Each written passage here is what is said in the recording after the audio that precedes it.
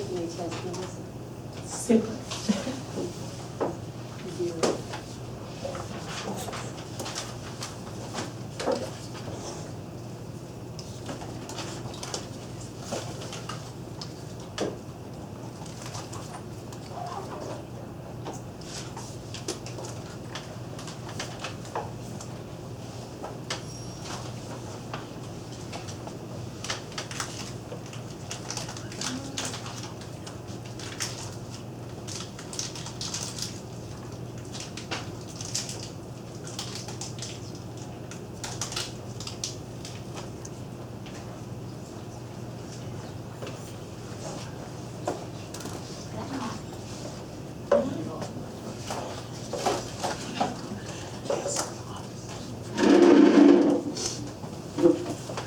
Okay. I see most of you still writing, so like 3 seconds more.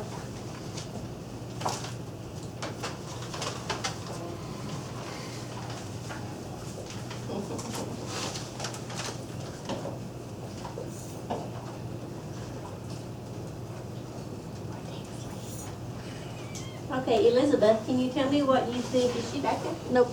Oh, then Elizabeth can answer me. Crystal, can you tell me your definition of cognitive rigor? It's really long. Yeah, just kind of summarize it. It's making the brain sweat. That's your summary? I like that. No, well, that's the summary. I'm not really good at summaries. That's why I don't teach ELA. Okay. Making the brain sweat. Well, and hitting the top layers of the Bloom's taxonomy. Top layers of Like Bloom's taxonomy. analyze, I put analyze, evaluate, and create were the more rigorous. Right, okay. Brianna, if that's your name. Your definition. Just sort of, I guess, I just sort of like the level of thinking. Okay. Level of thinking. Sean. Rochelle. I put, I have no cognitive rigor going on right now. hold on, I'm bringing up my. Sweat it out. Yeah. Cognitive is when a student is struggling with a concept or it's mentally demanding. Okay, all right. Very nice. Toby, one more. Right, then I'll get Ashley. Using a student's past knowledge or new knowledge, and with its use to work through and answer new problems or situations using higher level thinking. Okay, and Ashley? The level of independent learning the students are engaged is, for example, how detailed the directions are for a project. Okay, all right. So those are all working definitions. That's what you think that cognitive rigor is, all right? So we're going to set that aside and come back to it. So when you're teaching, there's a difference in instrumental understanding and relational understanding. So if the red dot is an idea, okay, or something they know, and the blue dots are new ideas or concepts that you're trying to teach, which model here would you want your kids to be, which model would be, I can't think of how to say it, but which side would you want your kids on? On the right side, because here, these are isolated facts, right? For instance, if they don't understand that multiplication and division are connected, there would be no line connecting them. In this person's head. Over here, what they already knew, there's lots of connections there. So they're making relations, that's why it's called relational thinking, with their concepts that they're being taught. For instance, when we were talking about relative density, and then I talked about relatively prime. In relative density, you're just comparing one object to another, right? You know, which one is more dense than the other. You don't know how dense they are numerically, but you know which is more dense than the other, right? I'm not science, so my question is truly, am I right? Yes. Okay. In relatively prime, which is not up here anymore, 3 over 5 is not a good example. 3 over 10 is a good example of two numbers that are relatively prime. They have no common factors. So we're still comparing the two numbers, aren't we? Like you compared the two objects for relative density. So it's about a comparison. It's how they are related to each other, okay? So, for learning and cognition, if you emphasize procedure too much, then they really, truly will not develop those relationships, those connections. They will see multiplication totally separate from division. Okay? They won't see anything connected about proportionality with algebraic thinking. There'll be no connections. So you have to provide strong representations, multiple representations. They need to justify their conclusions. How many times did I walk around here and say, how do you know that? How many times did your partner that already knew how to do this said, how do you know that? How would you do that? Okay? We have to illustrate applications in practical situations. In science, it's extremely easy because all of science is very practical. Math, it's not quite so easy. The use of technology has to be judicious. That means that you don't just use technology for the sake of using technology. You use technology to help you further the understanding of the student. And in the TEKS, when it says, or in the T-test, when it says the students, technology is being used, they mean the students are using the technology, not the teacher. So if you're using an Elmo, you're not going to get credit for using technology on the T-test. Okay? Unless the kids are also up here using it. And then you have to model and provide opportunities for metacognition. So what is metacognition? Raise your hand if you want to answer. Brianna? I would just say it's the thinking of one's thinking. Exactly. Thinking about thinking about your thinking, not thinking about Melissa's thinking, or, thinking about your own thinking. So why do we want the kids to do that? Greg? So they can make decisions. Make decisions. Anyone else? You can use it to understand how you learn. How you learn. Elizabeth? So that they have a better understanding if they understand something. Okay. So they can work through the process even further and understand it more deeply? Is that what I heard you say? Just understanding that they understand something. Okay. Know that they or got not it. understand. Okay. So they know that they got it, or they know that they need more help. So basically, that's what you've been doing with us as we go through using the coups and air rods. We first of all go through, then we use the pictorial, then we explain what we do. Thank you, Toby. And just because he sat by me at lunch, I did not tell him to say that. That was perfect. I did not. So in learning and transfer, what do I mean by transfer? It's so important in education. Melissa. Means that it's not just that they know it, but that they can utilize it. Absolutely. And apply it. In new situations. New situations. Well, memorizing or rote learning doesn't support that. Because if you're memorizing your multiplication facts and you don't realize it's related to division, then you're not going to transfer it to division. Okay? And I'm using multiplication and division mainly because there's only two things I can think about, but there are other situations. So deep understanding requires time. Several of you in here, we spent 2 days with Cuisinart rods. And now you're finally saying, okay, I understand. Amanda said, okay, now I get it, right? Melissa, Elvira, there were several of you that was like, Kim, okay, now I can do this. Okay, it takes time for deep understanding. And of course, you should always look for patterns. Patterns in mathematics is really crucial. Most of algebraic thinking is based on recognizing patterns. And then, of course, you have to decide on your usefulness or difficulty of the material that you're using, because that influences your learning, all right? Now, this is really tomorrow's lesson, so I'm going to spend about 5 more minutes on this, and then we're going to the definition of cognitive rigor that you wrote. You're going to keep it and bring it back tomorrow. You say it again. You're going to bring it back tomorrow, okay? So, if you're learning is influenced by several things. Cognition, your behavior, and also the environment. The environment. Denise, did you want to say something about that? You were talking earlier and you were going to say? They have to fail. But while she's remembering it, these are gonna go on Dropbox. You don't have to try to be taking pictures Yeah. instead of listening and learning. I can listen and take pictures. I want to know my notability. So we have the learning environment, and we were talking, Crystal and I were talking about how she felt when she was doing the thing with the Cleveland rod, and she said, I hate it. I said, okay, why do you hate it? So then she explained about that she would much rather write it down and then have the words in front of her. She would rather draw it rather than have to just describe it like she was having to do. So then we were talking about the environment in the classroom. So how do you work that when you're the teacher and you have a child that hates that particular step? Are there, how do you figure that out? What do you do? What do you do? So, is that a question?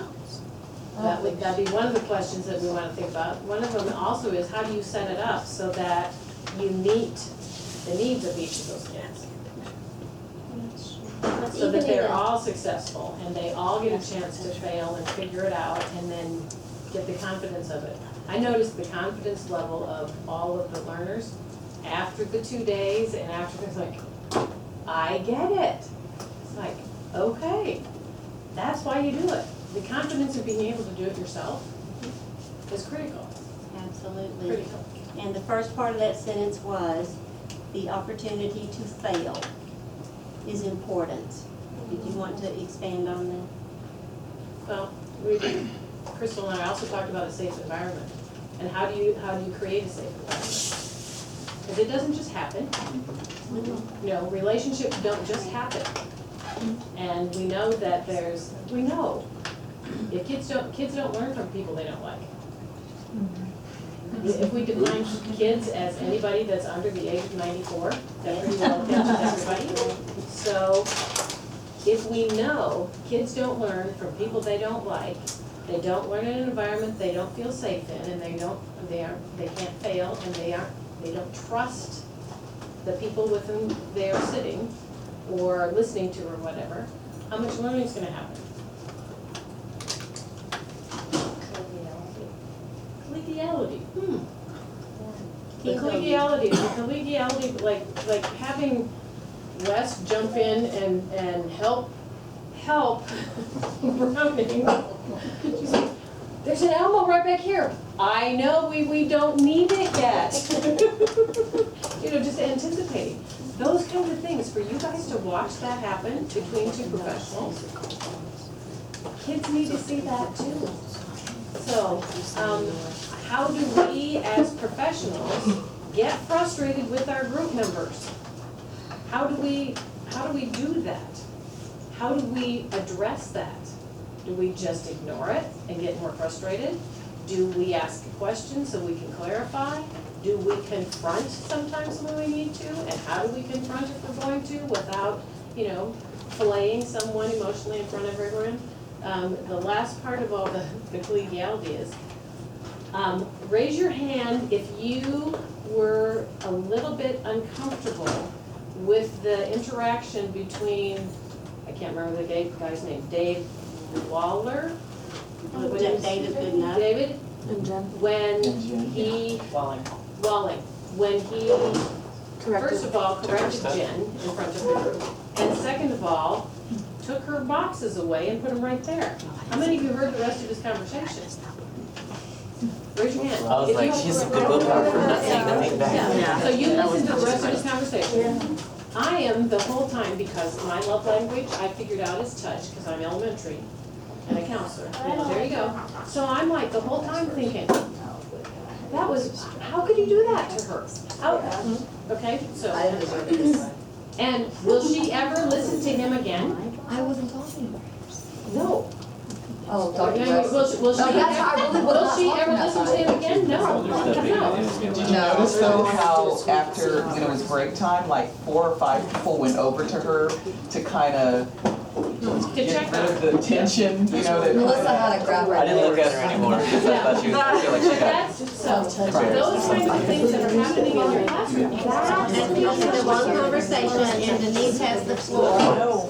one conversation, Denise has the floor. That's collegiality. Collegiality, you can say it that way too. I'm from Iowa, bottom line is, how important are the relationships in your classroom, in your school building, between you and your students, you and your fellow teachers, you and your administrators? How important is it? It's very important. You're a team, so it's very important. Very important. Like, is there anything more important?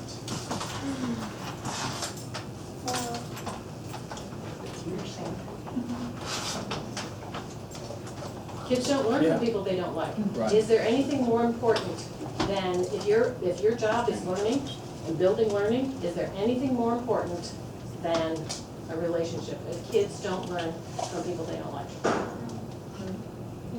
Okay, so how much time should we be spending on creating healthy, successful relationships between kids and kids, between kids and grown-ups, between kids and parents, how much time should we spend on that?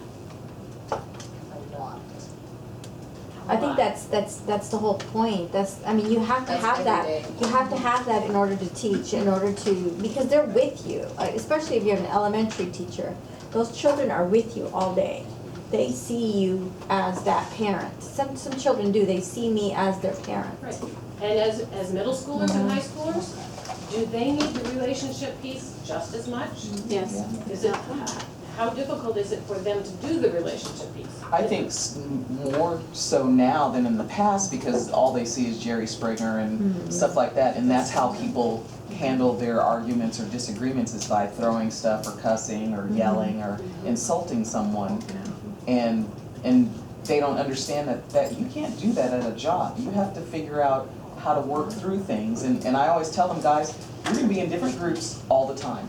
When I got hired, I didn't say, I don't wanna work with so-and-so and I don't like her, they don't care. You have to learn you don't have to love them, you just have to work with them. There you go. So as we're looking at all of this, we only have so much time. There's a ton of stuff to cover. There's a ton of stuff to do. The discussion takes a lot of time. That's where you build the relationships. All of this, that's where you talk, oh, I have a white one, do you want to trade this? Even at the end, we're missing a red one. Would every people look around and see it? You help each other. So how do you build in the relationship building piece? Because relationships are caught, not taught necessarily. So if someone would have said, oh, timeout, foul, she wasn't talking when you took her materials. Then you would have taken our cameras back. Yeah. Let me address that. Okay, let me address that. I'm in the back of the room, and I hear a bunch of teachers talking when an instructor's talking. I couldn't tell who it was. I didn't know it wasn't him. Right. But I could tell that there were teachers talking who should not have been talking. Okay? So, am I gonna step in and say, oh, Jen wasn't talking? No, I was not. I was fully aware of what was going on. And I was hoping that everybody would get it and say, okay, I'm supposed to be listening, and I'm not. Okay? So let's not, jump on somebody else. Right. All right, now, had I known something, was going on, I didn't want to stop him in the middle and say, okay, guys. But that's okay to do in your class though? I guess that's kind of how I got a little bit on Toby's part. You're not supposed to talk, yes, I see that. But to act to react that way, that's You're okay, talking about that. in my class, basically. I think my it's a completely different issue because you have relationships with kids, and I think that's what Denise was talking about, that the first thing you gotta do in your classroom is to build relationships. I taught high school for 16 years, and it is absolutely critical in high school to build relationships with kids. So I don't think it's apples and oranges, and I've told y'all this before, teachers are known as being rude. And that's not acceptable to me. Y'all know that, okay? And I think as mixed teachers, I would hope that you're set that standard when you're out there, that you're not talking during instruction. And the irony, you know, the other side is, most of the time, you're not talking about going shopping at the mall or, you know, whatever you guys talk about.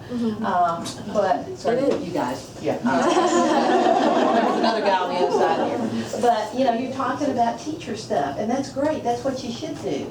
But not when somebody else is teaching. That is just rude, there's no other word for it. And I don't think it's acceptable. So his reaction was because of rudeness of the group. Thanks. I was ashamed, quite frankly. He did not have to come in and do this training. We only bought 12 scopes from him. He does not normally do that. He does that because of my relationship with him. And I would quite frankly was embarrassed. I will have to apologize to him later. So, you know, his reaction, in my opinion, was simply a reaction to what you all were doing. Yeah, he was frustrated and I didn't like it. And maybe it was my fault. Maybe I should have stepped in and did this. I didn't think I needed to with adults, professional adults. I think half of us, since we were having fun looking at the bugs. And so half, you know, we really didn't have to listen because we didn't need the intro. You know, like, That's so rude. oh, I know. The problem was not people looking. What was the problem? And we're excited you're looking about that. We still got your stuff back there, your microscopes back there. So if you want to look at your specimens and so on, that you can do that because we want you excited about using that equipment. I was really sad when I heard that only, 3 or 4 of you out of 12 or whatever who got them last year had actually used them in the classrooms. We paid about $400 a piece for those things. I mean, they're not cheap. And they're really, I think, neat. Oh, my boys, I'm gonna practice with them. Like, you'll just see what I got yesterday, but of course we didn't have time yesterday, but, You will. tonight, I'm gonna let them, because my son's real big into nature, and so. And that's what we want you to do. That's why we invite your families to come to field trips with us. Oh, really? Let me Yeah. just Because it'll interrupt at just- this point in time, because I know we've got some other stuff going. Brown and Tuck. This discussion would not happen if we hadn't already built the trust with Dr. West and Dr. Browning and between you all. This doesn't happen. But how much have we learned, seeing it from other points of view, seeing where, you know, who else was frustrated and why they were frustrated, and then how do we resolve it? How much have we learned with this discussion itself?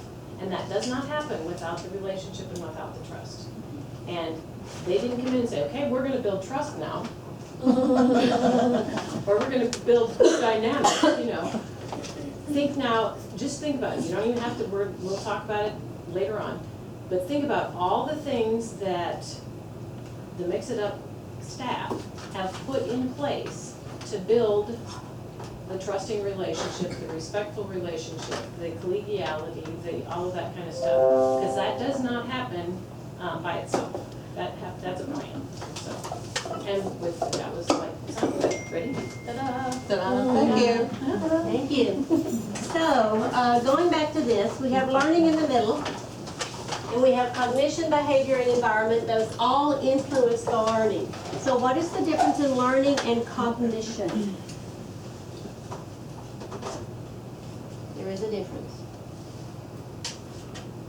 Between learning. Brenda? Take a stab. Is one like actually gaining the information and one applying it? Close? Another idea?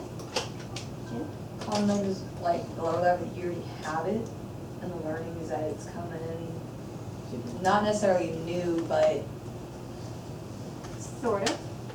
Another idea? I lost my train. We want the kids to learn. And in order to learn, hang on, Toby. In order to learn, they have to go through several cognitive processes. So the cognition takes place before the kids learn. They have to do problem solving. You know, how are we going to use these rods? We don't have enough orange rods. They have to do a whole lot of cognitive processes in order to learn. Tanya?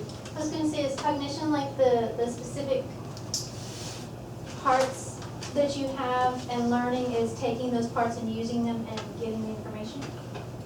That's very close. So cognition is everything that you go through up here in order to learn. Cody? It's a teacher providing diverse learning opportunities for their students, because not every student is exactly the same.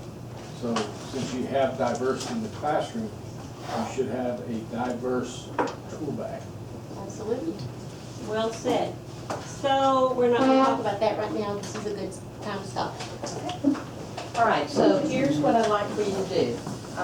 We're gonna go back to the alignment, the horizontal alignment, and we're going to be looking at best practices. So I'd like for you to put up your science, math stuff, so clean up your area, and go get your notebooks and whatever you have for your horizontal alignment, however you're working on it, whether it's electronically or physically.